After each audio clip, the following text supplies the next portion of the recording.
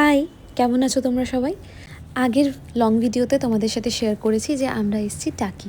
সবাই যখন ঘুমাচ্ছিল আমি তখন একটা get ready with me shoot করে নিলাম। এরপর বিকেলটাকে অনুভব করছিলাম এত সুন্দর একটা ব্যালকানিতে দাঁড়িয়ে।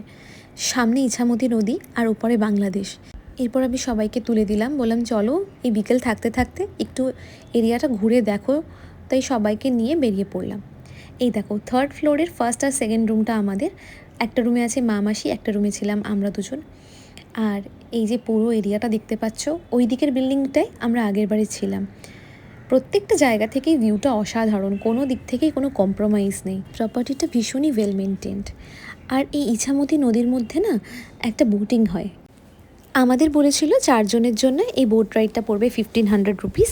ওই ঘন্টাখানেক মতো ঘোরাবে। আমাদের অ্যাকচুয়ালি টাইমটা অ্যাডজাস্ট হয়নি বলে আমরা যেতে পারিনি। অ্যাকচুয়ালি এটাই বিকেল 4টে অবধি লাস্ট লট। সকাল 8টা থেকে যদিও শুরু হয় আবার, কিন্তু সকালে প্রচণ্ড রোদ থাকে। এই হোটেলটার একটা খুব সুন্দর ক্যাফেও আছে। এই ক্যাফেটায় আমরা সন্ধেবেলা চলে এসেছিলাম।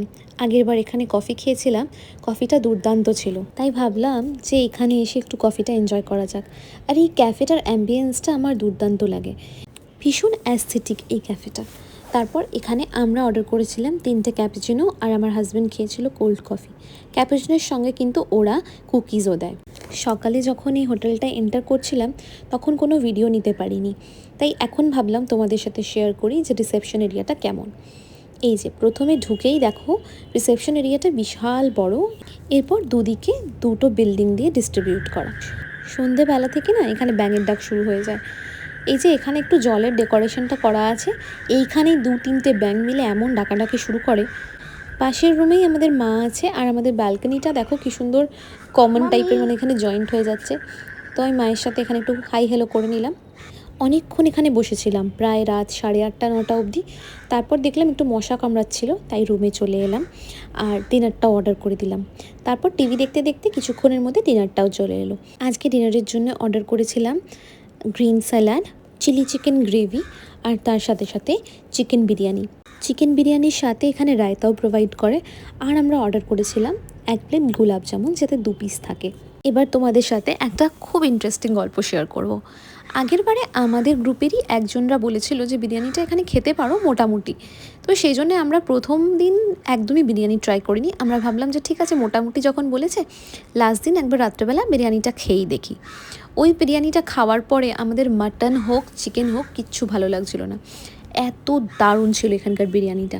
ওরা বলেছিল এটা কিন্তু কলকাতা বিরিয়ানির মতো নয়, এটা আমরা স্ট্যাট রেডি করি, একটা ফ্রাইড টাইপের বিরিয়ানি। বেসিক্যালি এটা নাকি একটু বাংলাদেশি টাচ থাকে।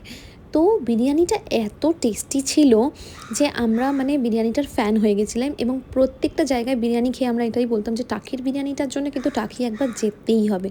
তো ফাইনালি যখন টাকি আসা হলো, আমরা ঠিক করেছিলাম যে আমরা প্রত্যেক দিন বিরিয়ানি অর্ডার করব। তো আমরা এই আজকে রাতে বিরিয়ানি অর্ডার করেছি। আর সত্যি বিরিয়ানিটা দুর্দান্ত ছিল। বিরিয়ানিটাতে একটা আলু, একটা ডিম আর 2 বা 3টে চিকেন ওরা দেয়। চিকেনটা কিন্তু বেশ বড় থাকে। আর দ্বিতীয় কথা হচ্ছে রাইসটার কোয়ান্টিটিও অনেক থাকে, মানে 2জন মিলে আরামসে খাওয়া যায়। আমরা যখন প্রথমবারে জিজ্ঞেস করেছিলাম যে বিরিয়ানিটার কোয়ান্টিটিটা কেমন হবে, মানে একজন খেতে পারবে না 2জন খেতে পারবে, ওনারা বলেছিলেন যে আপনাদের খাবার উপর ডিপেন্ড করছে। বাট আমি অর্ডার করে আমি আর আমার হাজব্যান্ড দুজনে মিলে খেয়েছি। সো আমি তোমাদের বলবো যে তোমরা একটাই অর্ডার করে দেখো, আর তার সাথে তো ডেফিনেটলি কোনো না কোনো সাইড ডিশ থাকবেই। তাই জন্যে একদমই 2টো বিরিয়ানি অর্ডার করলে কিন্তু ওয়েস্ট হয়ে যাবে। আর এখানকার রসগোল্লা গোলাপ জামুনটাও বেশ ভালো। এখানকার ফুড কোয়ালিটি খুবই ভালো অ্যাকচুয়ালি। তারপর রাতে বেশ খানিকক্ষণ এখানে বসেছিলাম ডিনারের পর। আস্তে আস্তে 10টার পর সব আলো নিভে যাচ্ছিল।